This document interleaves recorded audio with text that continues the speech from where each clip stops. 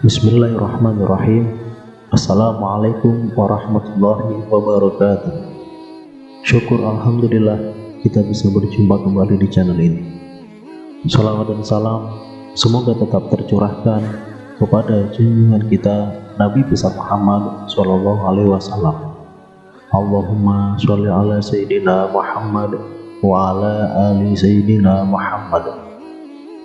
Harapan dan doa saya untuk saudaraku semua yang sedang menonton video ini, semoga saudaraku semua selalu diberikan kesehatan oleh Allah, dimudahkan segala urusannya, dilapangkan rezekinya, dan diampuni segala dosanya. Amin ya rabbal alamin. Sahabat beriman yang dirahmati Allah, dalam sebuah hadis Rasulullah Shallallahu Alaihi Wasallam mengingatkan kepada kita semua bahwa ketika seseorang telah meninggal dunia, maka terputuslah amalnya kecuali 3 perkara, yaitu sedekah jariah, ilmu yang bermanfaat, dan anak soleh yang berdoa baginya. Tapi harus kita ketahui juga, ternyata tidak hanya pahala saja yang bisa diterima ganjarannya saat seseorang sudah tiada, sama halnya juga dengan dosa yang sudah dilakukannya. Perbuatan dosa juga akan tetap dapat dirasakan oleh si pelaku amal walaupun sudah meninggal dunia. Namun ternyata itu pun akan berefek sama dengan pelaku dosa. Ada 2 dosa yang terus mengalir mengikuti kita walaupun sudah meninggal. Di antaranya yaitu yang pertama, orang yang menjadi pelopor maksiat. Pelopor merupakan orang yang mengawali segala sesuatu.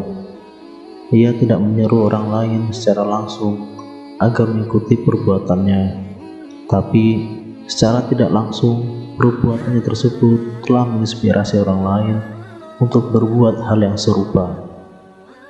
Berarti orang yang mengikuti tergerak secara sukarela tanpa ada paksaan sedikit pun. Jika perbuatan tersebut ada dalam ranah amal soleh, maka akan menjadi hal yang sangat bagus. Ia berhasil mendakwahkan kebaikan tanpa orang yang mengikuti merasa tertekan dan tergurui. Orang yang mengikuti rela hati ikhlas lillahi ta'ala, mengikuti jejak langkah-langkah kebaikan pada orang tersebut. Namun akan berbeda ceritanya jika seseorang yang menjadi pelopor itu adalah amal yang buruk. Ia telah berhasil menginspirasi orang lain untuk berbuat maksiat serupa dengan dirinya.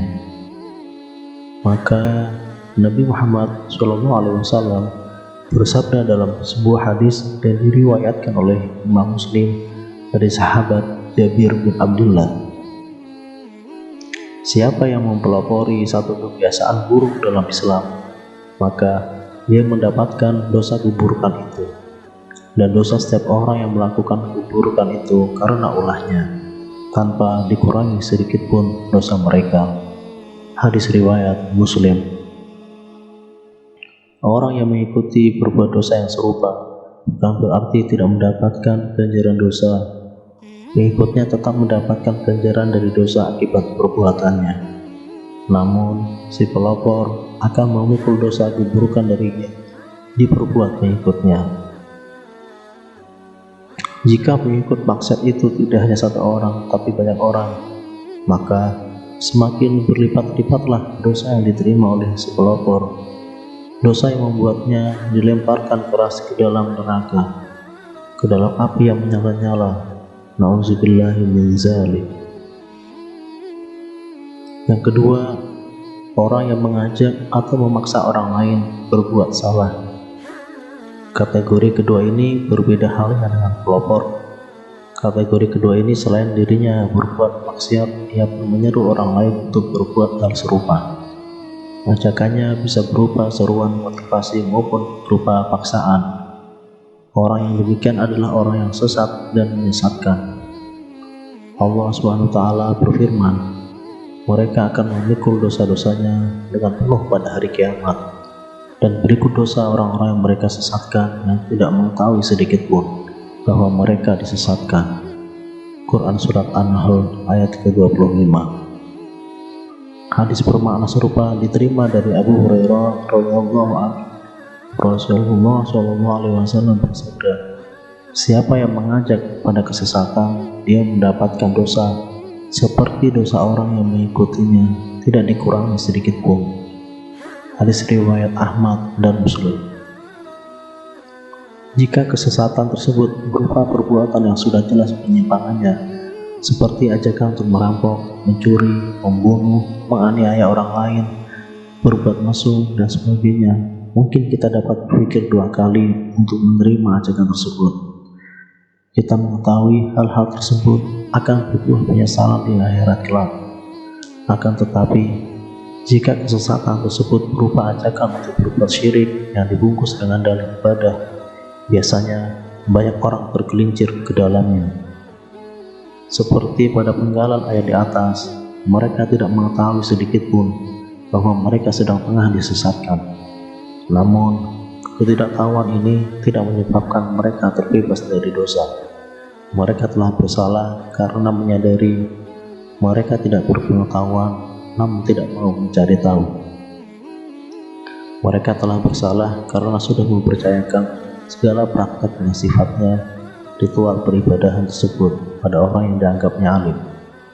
Padahal orang alim yang tidak memurnikan ibadah hanya untuk Allah semata saja, baik dalam hal zat yang diibadahi maupun tata cara peribadahan, ia sebenarnya adalah penyesat yang menyesatkan, orang berbahaya dan membahayakan, orang yang akan mendapat limpahan dosa walau raganya telah tiada.